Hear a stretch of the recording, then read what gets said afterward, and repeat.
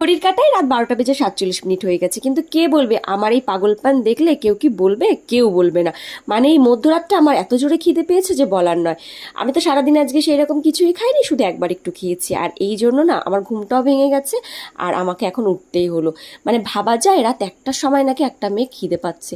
তো যাই হোক না কেন, আমার মতো এরকম পাগল কে কে আছেন আমাকে কিন্তু অবশ্যই কমেন্ট করে জানাবেন।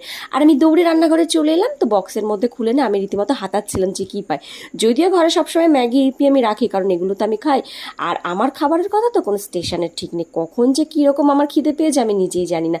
তো ফাইনালি আমার ইপিটা হয়েও গেল। কিন্তু একটাই করেছিলাম, দুটো আবার খেতে পারবো না, পেটটা তো আবার ইঁদুরের পেট, ওই কারণে। তো ফাইনালি ইপিটা হয়ে যাওয়ার পরে শান্তিপূর্ণভাবে যখন খেলাম, বাবা, পেটের ভেতরের যে ইঁদুরগুলো না একটুখানি দৌড়ানো যেন কম হচ্ছিল। ওই যে বলে না, ভূতে যদি ঠেলা মারে তো কী আর হবে। তো আমার অবস্থা আজকে তাই হচ্ছে, ভূতে যেন আমাকে রীতিমতো তাড়াচ্ছিল। আর রাতের অন্ধকারে না খেতে কিন্তু দারুণ লাগছে, বাইরের আকাশটা আর ভেতরের আলোটা।